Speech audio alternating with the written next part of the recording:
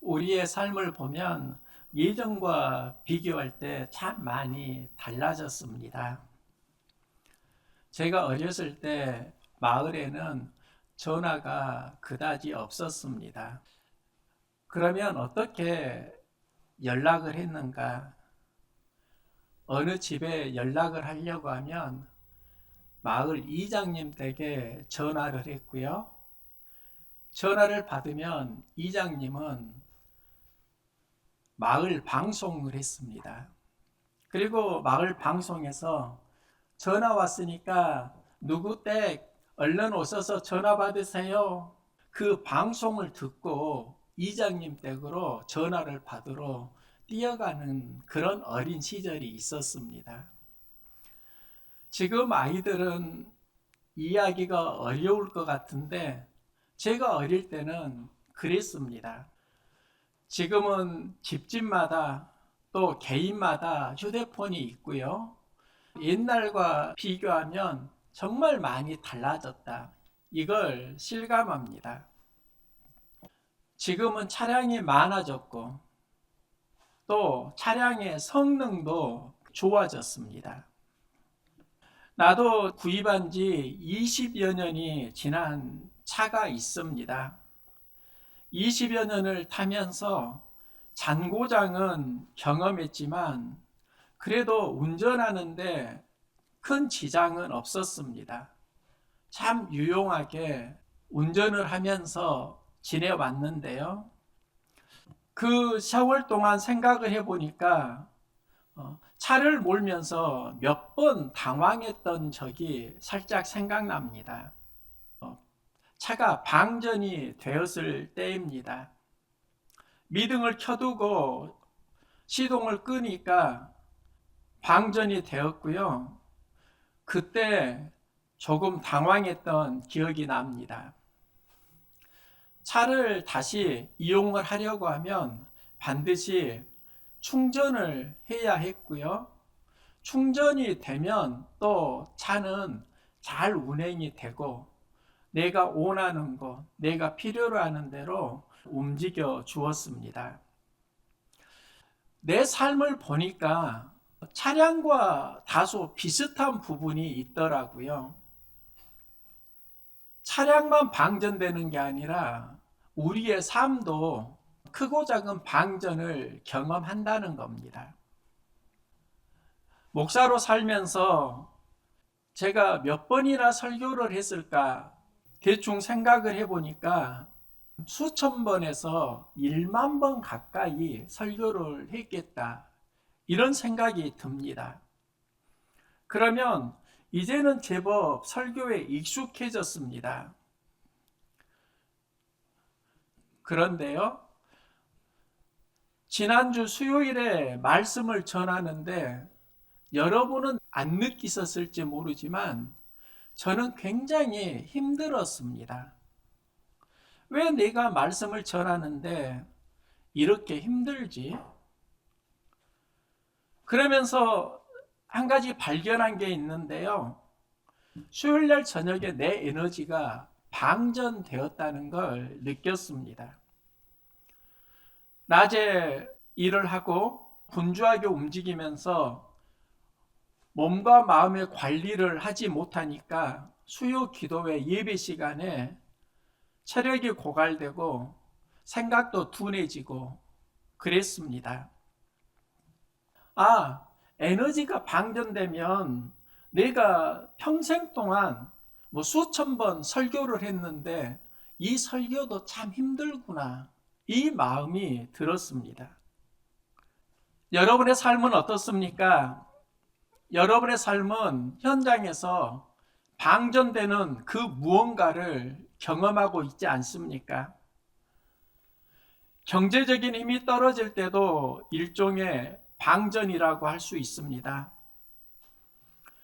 경제적인 필요가 떨어지면 그걸 채우려고 온갖 수고를 합니다. 그런데 보이지 않는 방전이 있습니다. 그걸 알아차리지 못하고 살아가면서 우리의 신앙 에너지는 점점 약해지는 경우가 있습니다. 좋은 생각도 좋은 마음도 좋은 감정도 순간순간 방전되는 그 시기가 있다는 겁니다. 그러면 알아차려야 되는데 알아차리지 못하고 점점 방전된 일상을 살아가면서 영은 고갈이 되고 힘들어진 자신을 발견할 때가 있습니다. 생각이 방전되면 말씀을 보고 책을 읽고 묵상을 하면 됩니다. 감정이 방전되면 성령님의 도움을 구하시기 바랍니다. 성령님은 우리에게 좋은 감정을 회복해 주십니다. 우리 인생을 보면 3분의 1이 잠입니다. 하나님은 낮과 밤을 만드셨고 밤에는 자도록 우리 인생을 설계해 주셨습니다.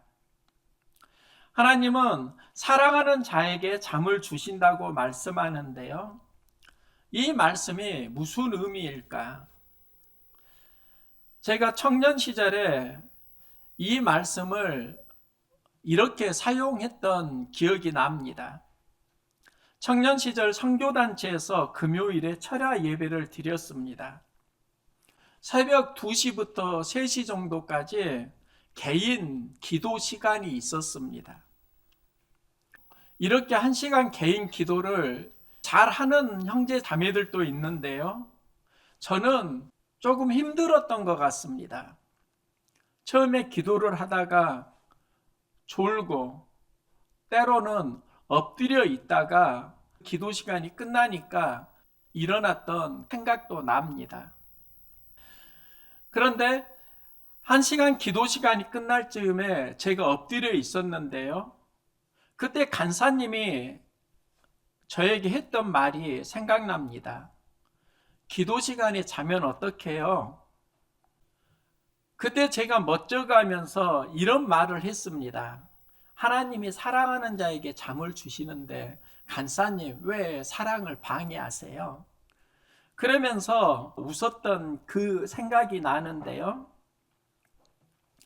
그때는 보통 사랑하는 자에게 잠을 주신다는 하나님이 자게 하신다라는 의미로만 이해를 했습니다. 그런데 한 주간 잠을 생각하면서 여기에도 하나님의 충전의 섭리가 있다는 걸 알았습니다. 사랑하는 자에게 잠을 주신다. 이 말씀은 우리가 잠을 자도록 하나님이 하신다라는 것보단 잠을 자고 에너지를 회복한다. 그 에너지가 어디로 가야 하는가? 사랑할 수 있는 힘으로 가야 한다. 이 마음을 하나님이 주시는 겁니다. 우리 삶에는 에너지가 필요하고 이 에너지는 사랑으로 가야 한다는 겁니다. 에너지가 방전될 때 잠을 자고 나면 에너지를 얻고요. 이 에너지는 사랑할 수 있는 힘을 얻는 겁니다. 잠을 잘 잔다. 이것은 오래 잔다가 아니라 자고 나서 나에게 해야 될 일을 할 수 있는 에너지를 얻는 것. 이게 잘 자는 겁니다. 잠이 무엇인가? 삶의 현장에서 방전된 에너지가 다시 충전하는 시간이다. 이런 마음이 들더라고요. 우리 일상은 방전과 충전의 연속입니다. 삶의 현장에서 방전되어가는 자신을 발견할 때 있지 않습니까? 방전이 되면 불평 원망이 많아집니다. 언어는 거칠어지고 생각은 사고는 둔해집니다. 신앙에도 충전과 방전이 있습니다. 왜 방전되는지를 알아야 하고 또 어떻게 충전할 수 있는가를 알아야 합니다. 하나님이 이스라엘 백성을 애굽에서 이끌어내십니다. 두 가지 의미가 있습니다. 하나는 이스라엘을 하나님의 백성으로 삼으신다는 겁니다. 애굽에서 나오면서 그들은 하나님의 백성이 되고 또 하나는 하나님이 그들에게 가나안 땅을 약속하십니다.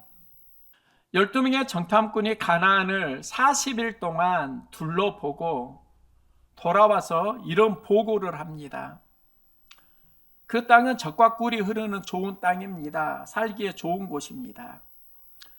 그 거주인은 강하고 성읍은 견고합니다. 가나안을 둘러본 다음에 10명의 정탐꾼이 말합니다. 우리는 가나안을 치지 못합니다. 그들은 우리보다 강합니다. 우리는 그들 앞에 메뚜기와 같습니다. 이 말을 들은 이스라엘 백성은 지도자 아론과 모세를 원망합니다. 그리고 애굽으로 돌아가는 것이 차라리 낫겠습니다. 우리가 지휘관을 새로 세우고 애굽으로 돌아갑시다. 이런 이야기가 오가는 겁니다. 저는 이걸 그들이 믿음이 없다 이렇게만 전에는 생각을 했는데 지금 생각을 해보니까 왜 그들이 그렇게 말하는가? 그들의 믿음이 환경 속에서 방전되는 겁니다. 그때 여호수아와 갈렙은 우리가 올라가서 그 땅을 취합시다. 능히 이길 것입니다. 10명의 정탐꾼은 그들이 강하고 우리가 정복할 수 없다고 하는데 여호수아와 갈렙은 그곳에 가서 정복합시다. 그 이유가 있습니다. 그들의 보호자는 그들에게서 떠났고 여호와는 우리와 함께 하십니다. 그들을 두려워하지 맙시다. 이 고백이 무엇인가? 가나안을 정탐하면서 그들이 품었던 충전의 믿음입니다. 그들은 강하고 견고하다 이 생각만 할 때 믿음이 방전되는데 하나님이 우리와 함께 하십니다. 충전의 믿음이 되는 겁니다. 예수님이 하나님 나라를 품고 40일 금식 기도하십니다. 이때 마귀가 공격합니다. 유혹합니다. 예수님은 그 마귀의 유혹을 말씀으로 반격합니다. 예수님에게 말씀이 무엇인가? 그 환경을 이길 수 있는 충전의 믿음입니다. 예수님은 사역을 하실 때 나는 누구이다 이걸 선포하시는데요. 이걸 에고에임이라고 합니다. 나는 뭐뭐이다. 나는 참 포도나무이다. 나는 길이요 진리요 생명이다. 나는 선한 목자이다. 부활이요 생명이다. 세상의 빛이다. 생명의 떡이다. 양의 문이다. 예수님께서 말씀하신 에고에임이 나는 누구이다. 예수님이 왜 에고에이미를 반복해서 말씀하셨을까? 이유가 있습니다. 하나님이 호렙산 떨기나무에서 모세를 부르실 때 모세가 당신은 누구입니까? 이 질문을 합니다.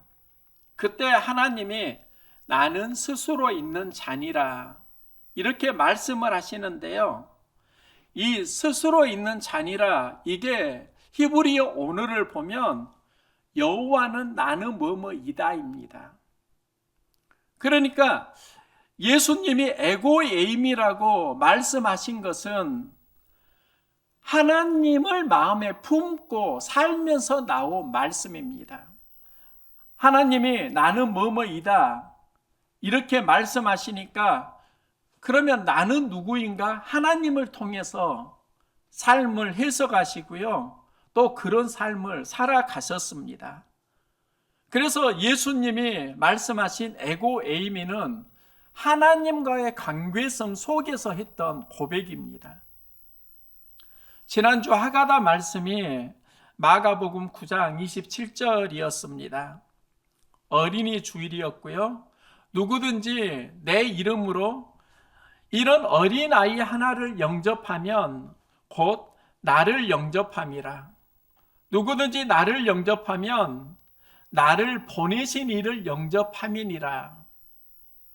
한 주간 묵상하면서 전에는 예수님을 섬기는 방법으로 어린아이를 섬기는 것이 있다. 우리는 사람을 통해서 예수님을 섬긴다. 이런 말씀을 전했습니다. 그런데 한 주간 말씀을 묵상하는데 또 이런 마음이 드는 겁니다. 내 안에 예수 이름이 없다면 나는 어린아이를 섬길 수 있을까? 작은 자를 섬길 수 있을까? 그러면서 한 가지 발견한 게 어린아이를 영접하는 힘은 나에게서 나오는 게 아니더라고요. 예수님 주시는 힘이라는 것을 알았습니다. 예수님이 우리에게 힘을 주지 않으면 예배가 참 힘듭니다. 신앙생활이 버겁습니다. 내 힘으로 하려고 하니까 어려운 겁니다. 사역을 하면서 많은 희노애락 경험합니다. 그 희노애락의 중심에 경제적인 문제가 제법 있었습니다. 교회를 개척하고 사례비를 생각할 여유는 없었던 것 같습니다. 그런데 지난 10여 년을 생각을 해보면 하나님께서 현실적인 필요는 채워주셨습니다. 은행 이자도 감당을 했고요. 교회 보수공사도 했는데 한 번도 줘야 할 임금을 주지 못한 적이 없고요. 또 구입한 재료비를 모두 다 감당을 했습니다. 우리 교회 상황을 아시는 분은 이렇게 진행되는 걸 보면서 하나님이 이루신 기적이라고 말하기도 합니다. 주님 은혜라고 말하기도 합니다. 그러면 기적, 그 은혜가 구체적으로 무엇이지? 여기서 발견한 게 예수 이름으로의 기적이고 예수 이름으로의 은혜였습니다.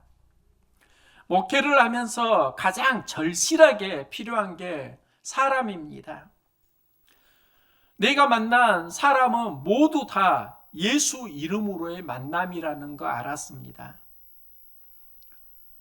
여기 함께하는 가족은 예수 이름으로 만남입니다. 또 사역을 할 때 돕는 손길 많이 경험했습니다. 그 돕는 손길이 다 어디에서 왔는가? 예수 이름으로의 돕는 손길이었습니다. 예수 이름이 없다면 나는 사역을 감당할 수 없다는 걸 철저하게 알았습니다. 그리스도인의 힘은 예수 이름으로 나옵니다. 사역도 생각도 예수 이름으로 나올 때 에너지가 건강해집니다.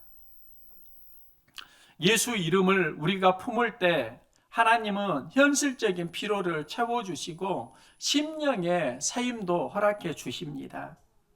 만일 예수 이름이 없다고 하면 우리의 삶은 방전됩니다. 예수 이름은 방전된 영혼을 새로 충전시켜 줍니다.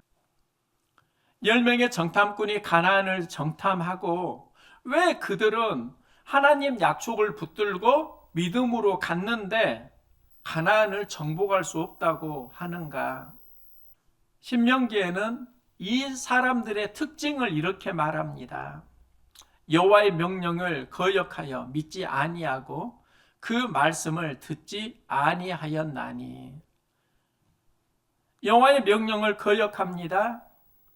믿지 아니했습니다. 말씀을 듣지 않았습니다. 이게 무엇을 말하는가? 하나님 말씀을 거역하고 듣지 않고 믿지 않으면 마음이 방전되는 겁니다. 여호수아와 갈렙은 가나안을 정복할 수 있다고 말합니다. 하나님이 우리와 함께 하시고 하나님이 그들보다 크십니다. 이게 바로 방전되는 상황을 다시 충전으로 전환시키는 믿음입니다. 누구나 신앙 여정을 보면 이런 경험을 합니다. 하나는 내 믿음이 방전되는 경우이고 다른 하나는 또 방전되면서 충전해 가는 삶입니다. 정탐꾼의 이야기 보면 우리들의 일상의 이야기더라고요. 주어진 환경에서 내 믿음이 방전되는 것도 있고, 여기에서 두려운 감정을 느끼고, 이 세상을 감당할 수 없는 메뚜기 같다, 이렇게 고백하면서 살아가는 그 10명의 정탐꾼이 우리들일 수 있다는 겁니다. 이때 여호수아와 갈렙은 하나님이 우리와 함께 하신다, 하나님이 그들보다 강하다. 10명의 정탐꾼과 여호수아와 갈렙의 차이가 있습니다. 10명의 정탐꾼은 나와 환경이 만납니다. 나의 힘은 방전됩니다. 나는 환경을 감당할 수 없다는 걸 깨닫습니다. 그런데 여호수아와 갈렙은 나와 환경이 만날 때 그 상황에 하나님을 초대합니다. 하나님이 우리와 함께 하신다 고백합니다.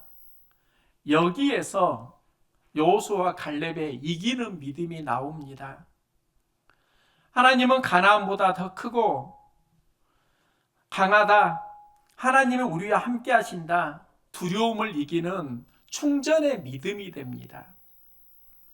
이 충전의 믿음은 가나안을 감당할 수 있는 용기를 얻습니다. 믿음이 충전되느냐 안 되느냐에 따라서 감정이 달라집니다. 두려움의 상황이 있고 용기의 상황이 있습니다. 두려움의 상황이 하나님을 통해서 용기의 상황으로 전환되기를 소망합니다.